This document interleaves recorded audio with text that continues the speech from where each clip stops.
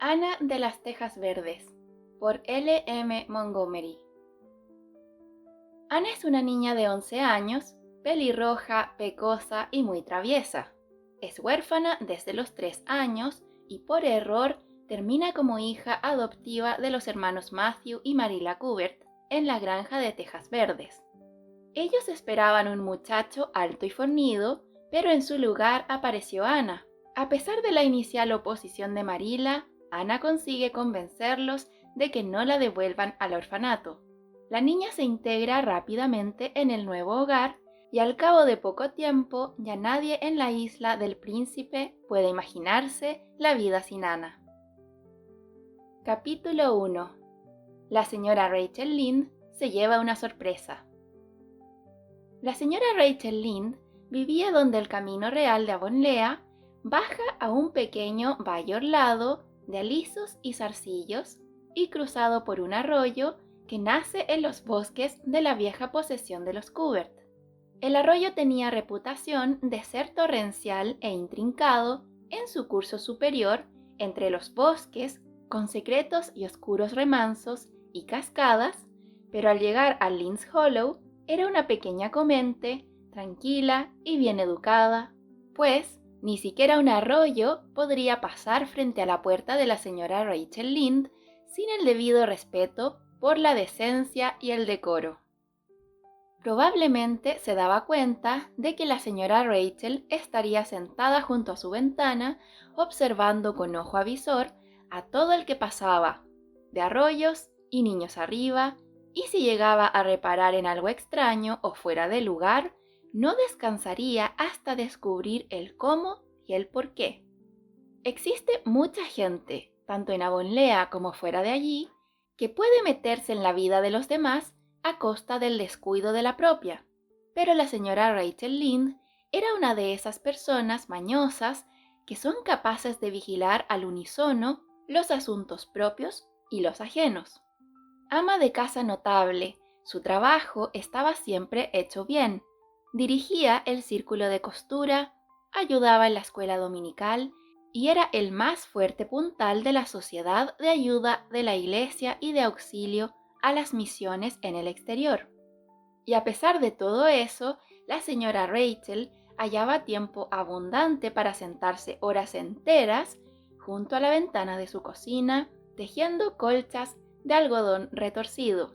Había tejido 15, como se sentían inclinadas a decir las amas de casa de Avonlea en voz reverente, y sin perder de vista el camino real que cruzaba el vallecito y subía la empinada colina roja.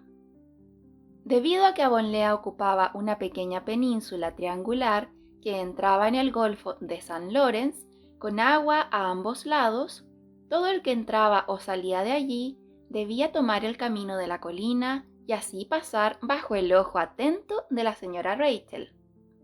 Allí estaba sentada una tarde de principios de junio, el sol entraba cálido y brillante por la ventana, en el huerto de la cuesta una zumbante nube de abejas cubría los capullos blancos y rojos.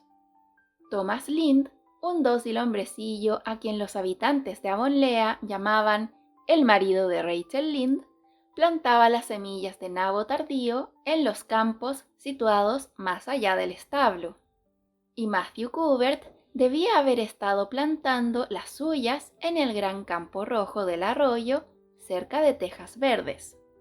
La señora Rachel lo sabía porque le había oído decir a Peter Morrison la noche anterior en la tienda de William J. Blair que pensaba sembrar sus semillas de nabo durante la tarde siguiente. Peter se lo había preguntado, desde luego, pues no había noticias de que Matthew Cubert hubiese dado en su vida, voluntariamente, información alguna. Sin embargo, allí iba Matthew Cubert, a las 3:30 de la tarde de un día laborable, cruzando plácidamente el pequeño valle en su carricoche y subiendo la colina. Más aún, vestía sus mejores ropas y cuello blanco, lo cual quería decir que iba fuera de Avonlea, y guiaba la calesa con la yegua alazana, lo que significaba que recorrería una distancia considerable. Ahora bien, ¿dónde iba Matthew Cubert y para qué iba? De haberse tratado de otro hombre de Avonlea, la señora Rachel, atando cabos diestramente, podría haber contestado ambas preguntas con bastante acierto. Pero Matthew salía tan raramente del lugar que debía ser algo apremiante y poco común lo que le llevaba. Era el hombre más tímido de la creación y odiaba tener que ir donde hubiera extraños o tuviera que hablar. Matthew, con cuello blanco y en caleza, era algo que no se veía a menudo. La señora Rachel, por más que reflexionara, nada pudo sacar en limpio, lo que malogró su diversión de aquella tarde. Iré hasta Tejas Verdes después del té y sabré por Marila a dónde ha ido y por qué, decidió por fin la respetable señora. Normalmente no va al pueblo en esta época del año y nunca hace visitas. Si se hubiera quedado sin semillas de nabo, no se habría vestido ni cogido la caleza para ir a buscar más. No demostraba prisas como para ir a buscar al médico. Y sin embargo, algo debe haberle pasado desde ayer noche para hacerle partir así. Estoy completamente perpleja, eso es, y no tendré un minuto de paz hasta que no sepa que ha sacado de Avonlea a Matthew Cubert. En consecuencia, la señora Rachel partió después del té. No tenía que ir muy lejos. La casa con parrales y huerto donde vivían los Cubert estaba escasamente a un cuarto de milla por el camino desde Lynns Hollow. En realidad, el largo sendero aumentaba bastante la distancia. Matthew Cubert padre, tan tímido y silencioso como su hijo, al fundar su residencia, se había alejado todo lo que pudo de sus congéneres hasta llegar casi a meterse en los bosques. Tejas Verdes había sido construido en los confines de sus tierras y allí seguía hasta entonces, apenas visible desde el camino real sobre el cual estaban situadas, demostrando un mayor sentido de la sociabilidad, el resto de las casas de Avonlea. La señora Rachel no consideraba que vivir en lugar así pudiese merecer ese calificativo. Es un simple estar, nada más, decía mientras avanzaba por el sendero, cruzado por profundos surcos y bordeado por rosas silvestres. No es de extrañar que Matthew y Marilla sean un poquito raros, viviendo aquí lejos y solos. Los árboles no hacen mucha compañía, aunque quién sabe si habría suficientes si así fuera. Yo prefiero mirar a la gente. Parecen bastante satisfechos, pero supongo que es porque están habituados. El cuerpo se acostumbra a todo, hasta que lo cuelguen, como decía un irlandés. Pensando en esto, la señora Rachel dejó el sendero y entró en el patio trasero de Tejas Verdes. Era un jardín muy verde, bien cuidado y ordenado, con grandes sauces a un lado y primorosas causarinas al otro. No había ni un trozo de madera, ni una piedra, pues en caso contrario, la señora Rachel las hubiera descubierto. Tenía la opinión de que Marilla Cubert barría el jardín tan a menudo como ella su casa. Se podría haber comido algo caído al suelo sin necesidad de quitarle la proverbial mota de polvo. La señora Rachel llamó cortésmente y entró en cuanto la invitaron a hacerlo. La cocina de Tejas Verdes era un lugar alegre, o lo hubiera sido de no estar tan dolorosamente limpia. Sus ventanas daban al este y al oeste. Por la del oeste, sobre el jardín del fondo, entraba la luz suave de junio, pero la del este, desde la que se gozaba de la vista de los capullos blancos de los cerezos del huerto y los abedules esbeltos y cabeceantes de la hondanada del arroyo, estaba reverdecida por una parra. Allí se sentaba, cuando lo hacía, Marilla Cubert, siempre ligeramente desconfiada de la luz del sol, que le parecía demasiado danzarina e irresponsable para un mundo destinado a ser tomado en serio. Y allí estaba ahora, tejiendo, y la mesa ya se hallaba preparada para la cena. antes de haber terminado de cerrar la puerta, la señora Rachel ya había tomado nota mentalmente de todo lo que había sobre la mesa. Eran 3 platos, de manera que Marilla debía estar esperando a alguien que vendría con Matthew a cenar. Pero los platos eran de diario y con solo manzanas agrias en almíbar y una única clase de pastel. Por lo tanto, la visita esperada no debía ser extraordinaria. Entonces, ¿a qué venía el cuello blanco de Matthew y la yegua alazana? La señora Rachel casi se mareaba ante este extraño misterio en la tranquila y poco misteriosa Tejas Verdes. «Buenas tardes, Rachel», dijo Marilla enérgicamente. «Es una tarde realmente hermosa, ¿no es cierto? ¿No quiere tomar asiento? ¿Cómo están los suyos?» Entre Marilla Cuthbert y la señora Rachel existía desde siempre algo que, a falta de mejor nombre, podía llamarse amistad, a pesar o quizá a causa de su diferencia. Marilla era una mujer alta y delgada, angulosa y sin curvas. Su cabello oscuro dejaba entrever algunas hebras grises y siempre estaba recogido en un pequeño moño con 2 horquillas agresivamente clavadas. Tenía el aspecto de una mujer de mente estrecha y conciencia rígida, y así era, pero había una cierta promesa en sus labios que, de haber sido ligeramente desarrollada, podría haber sido indicativa de sentido del humor. «Estamos todos bien», dijo la señora Rachel. «Aunque ver partir a Matthew, temí que quizá vosotros no lo estuvierais. Creí que lo mejor iba a buscar al médico». Marilla hizo una mueca de comprensión. Esperaba a la señora Rachel. Suponía que ver la partida intempestiva de Matthew iba a ser demasiado para la curiosidad de su vecina. «Oh, no, estoy bien, aunque ayer tuve un dolor de cabeza terrible», dijo. «Matthew fue a Bright River. Esperamos a un chiquillo de un orfanato de Nueva Escocia y llega en el tren de esta noche». La señora Rachel no se hubiera sorprendido más si Marilla le hubiese dicho que Matthew había ido a Bright River a recibir a un canguro de Australia. Quedó muda durante 5 segundos. No podía suponer que Marilla se estuviese divirtiendo a su costa, pero la señora Rachel casi se vio obligada a creerlo. «¿Lo dice en serio, Marilla?», preguntó cuando recobró la voz. «Por supuesto», dijo Marilla, como si acoger chicos del orfanato de Nueva Escocia fuera parte de la tarea común de primavera en cualquier granja bien administrada de Avonlea. La señora Rachel sintió que había recibido una fuerte impresión. «¡Un chiquillo! Marilla y Matthew Cuthbert adoptando un chico de un orfanato». Vaya, por cierto que el mundo andaba patas arriba. Después de esto, nada podría sorprenderla. Nada. «¿Quién le ha metido esa idea en la cabeza?», preguntó en tono de reproche. Aquello había sido hecho sin solicitar su consejo y por lo tanto debía ser reprochado. «Bueno, lo estuvimos pensando durante un tiempo. En realidad, durante todo el invierno», contestó Marilla. «La señora de Alexander Spencer vino por aquí un día antes de Navidad y dijo que le iban a enviar a una niña del orfanato de Hopetown en primavera.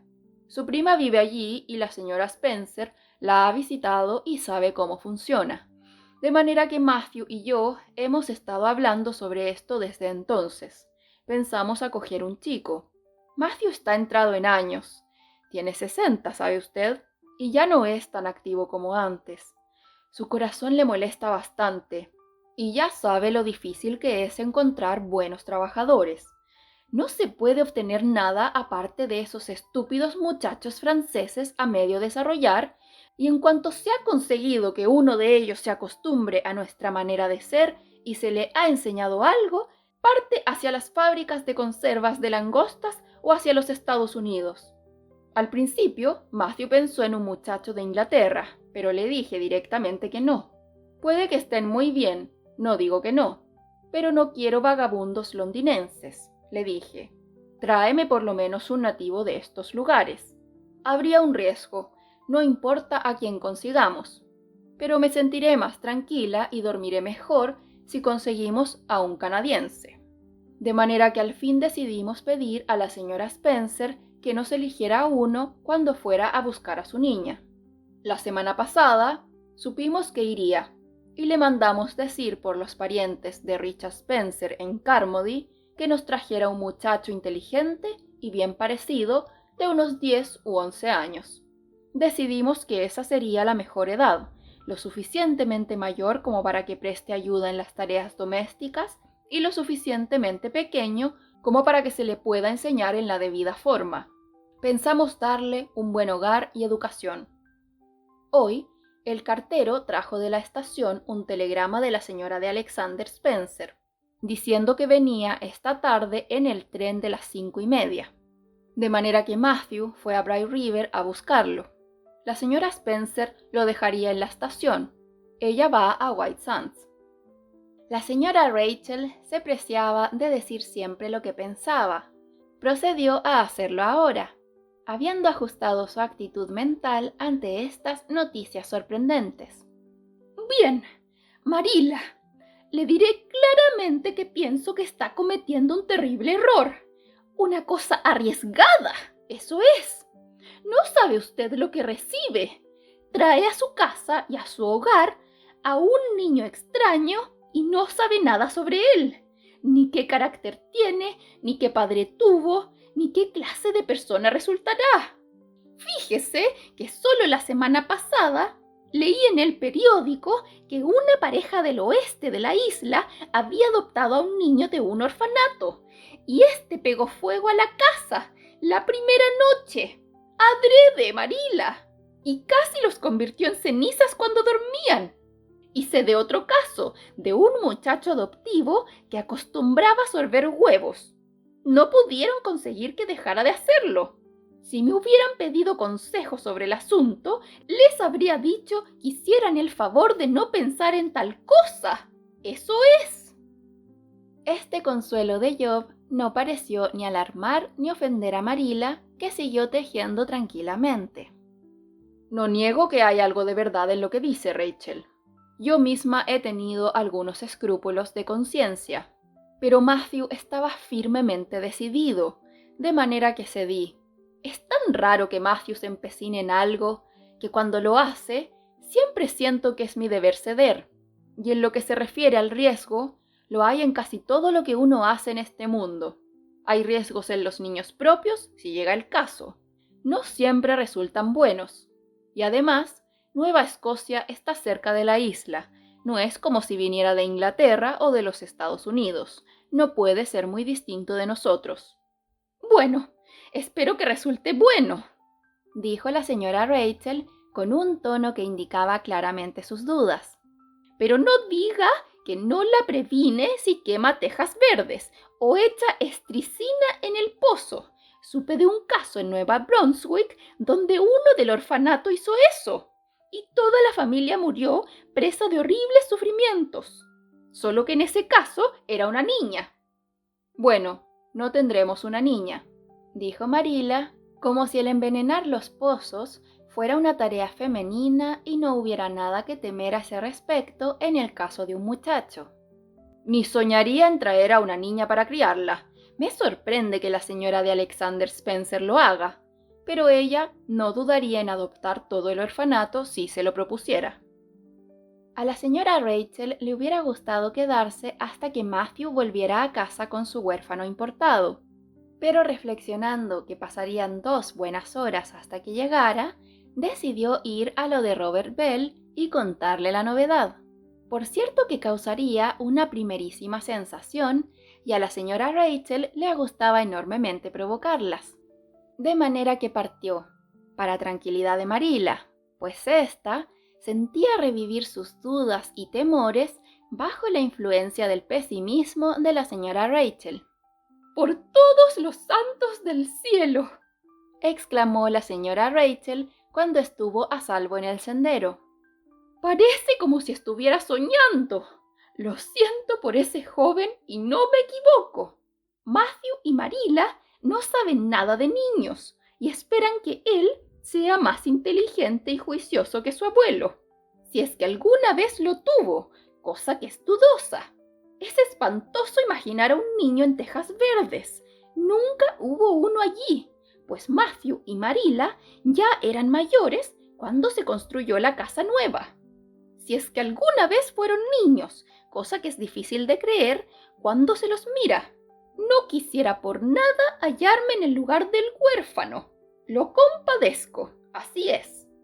Eso dijo la señora Rachel a las rosas silvestres de todo corazón, pero si hubiera podido ver a la criatura que esperaba pacientemente en la estación de Bright River en ese mismo momento, su piedad hubiera sido aún más profunda.